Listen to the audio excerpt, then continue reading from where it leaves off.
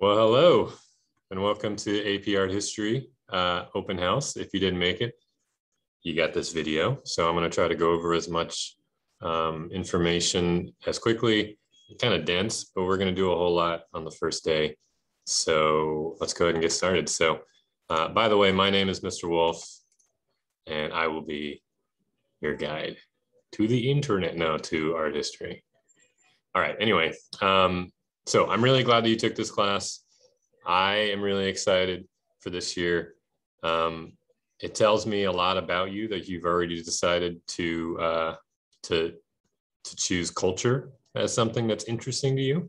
And so I take that with a lot of responsibility to do justice to a lot of the works that we're going to see.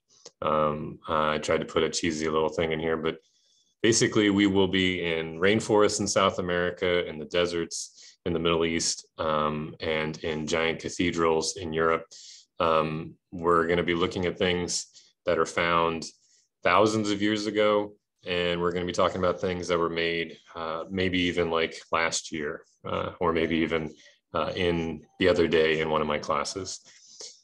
The main thing, though, is that we're going to be looking at things that are made by men and women, and we're going to be understanding the stories that go along with those things. Teachers, pardon the interruption. Just a reminder that the Bloodmobile is on campus. Oh. If you signed up for an appointment, it is on campus. Please go out. Thank you. Keeping my blood for now. So that's going to be really the main responsibility that I have to do justice to some of these works. And so hopefully they stick with you. Hopefully when you live the rest of your long and healthy and exciting life, you might stumble across some of these places or some of these things and have an experience with them that might be different than what we had in our classroom, but it'll be more enriched in some way or another, all right? Other than you just being some snob who knows everything about something, hopefully it adds to your life in some way, all right? So with that, it is an AP class. So at the end of the year, there is an assessment and the exam is a combination of multiple choice and writing based. And so my goal is to make you cultured and then to also help you pass that exam. And so the way the curriculum is set up, it's divided into 250 works, and that's what AP does. And so I base my curriculum around that. So how do I do that? Well, basically, I created themes for each of the works. I created themes and I put each of the works into those buckets. So some examples are images of power, sacred spaces, images of war and death, gender, classics, and experimenting with tradition. The goal being is that when we look at these works, we should look at them chronologically, and we will. We'll start from cavemen to contemporary. But what's most important is knowing how those pieces connect across the timeline, but also across globally. Something made 2,000 years ago in the Middle East is relatable to something made 20 years ago in New York. And how do we make those connections?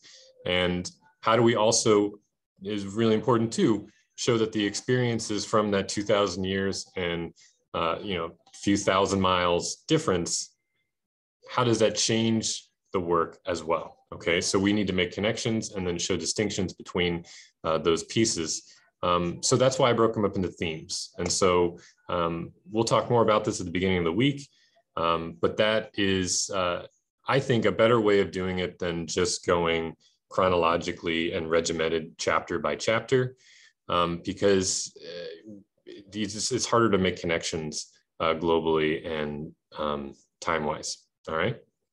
So if you have any questions about that, write it down and ask me first day when I go over it in more detail.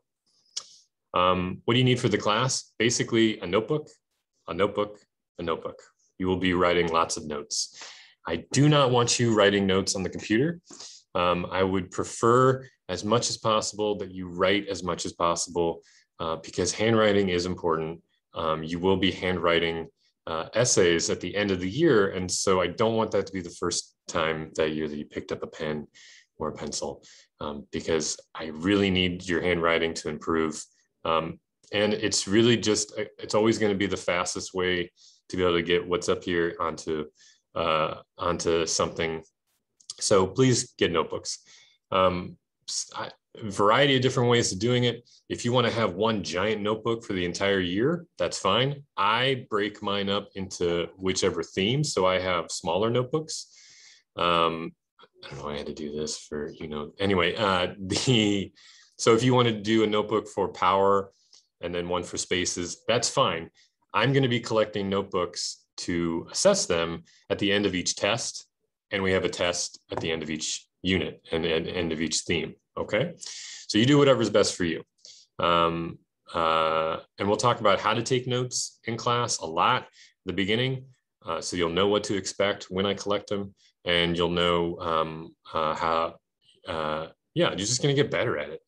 The biggest feedback that I've gotten from students that have taken this class, other than the fact that they feel like know-it-alls whenever they go on vacation to some far off country, is that they feel like they got better at taking notes. And I think that that's a really good skill and trait to have, even if it's just taking notes in a boring meeting, which I might have had a couple recently. But anyway, all right. And so what are the resources? Khan Academy. Basically, we don't have a textbook. I have a few textbooks that if you want to check one out, you can, but they are not the best resource for this class. We're going to be using Khan Academy. We'll set up a free account and I'll become your coach, I think, which is good. I've always wanted to be a coach. And so that'll be our main resource. We're going to be using that a lot. And I want to start using other resources that are online. A friend of mine started working at Wikipedia over the summer and she picked my brain. So I'm actually more open to using Wikipedia this year because maybe we could be content editors and that could be kind of fun, being experts in that way. Anyway, so if you have any questions about that but you do want to check out a textbook, I have a few. So just reach out to me at the beginning. How is the class set up? Well, it is not set up that you just read a chapter, answer the questions at the end of the book. I don't know, a lot of those classes are like that anymore. There's not very many. So what we have set up here is that you're going to be assigned randomly into a group. That group that you're in, say group A, they're going to be assigned an artwork. I'm going to give you the name, date, title of that artwork. You're going to go on the Khan Academy. That's going to be your homework to research, read the article, watch the video, take notes on it. Then the next day in class, your group will present. And so presenting is very informal. I will have all the images ready. I will have everything prepared for what we're going to be looking at in class. So you don't have to make a PowerPoint. You don't have to meet up with all of your group mates in order, because what I'm basically doing is leading the discussion and asking you questions about what you found, very probing questions, so that then everybody else in class is taking notes on that work. And then we could do the next work. All right. Each presentation, right, will take, I did air quotes there if you can see, takes about 10 to 15 minutes. Okay. It won't be the entire class period. So a work of art, we'll maybe talk about 3, maybe 4, but usually around 3 works every class period. All right. And we'll rotate through the works that way. It helps so you don't hear this guy droning on, and it gives you some ownership into each of your works. All right, we'll talk more about that at the beginning of the week. So yeah, I lead the discussion. Assessment-wise, basically the homework, there will be a few times that I will give assignments or readings for everyone to do in the class because we won't be going over it in class, but it'll be one that you'll be researching yourself. We'll have quizzes. I want to have quizzes or assessments about once a week. They will look different most of the time. For instance, there'll be a vocab quiz. There could be a slide identification quiz. There could be a writing assignment that we're going to do in class. That'll count as a quiz. And so there'll just be end of the week sort of assessments. And we'll try to have one about once a week to prepare, to kind of get in the moods of it, into the groove of it. And we'll go from there. Tests wise, like I said, are going to be at the end of each unit. And they are going to be cumulative of all the other weeks, right? And so in most cases, those are going to be slide identifiers in with multiple choice. And then there will also be a writing in there as well. Okay. Slide IDs, if you're not sure what that is, I'll explain it all at the beginning of the week. But basically, it's looking at a piece of artwork and then having to recall what it's called, where it is, when it was made, who made it, stuff like that. Okay. I'll show you tricks into making flashcards and things in your notebook that'll also check. Also, I think I mentioned this, but I collect your notebooks and that counts towards the sort of homework grade. It also, I like to sometimes give it as extra credit for the tests sometimes. So yeah, all right.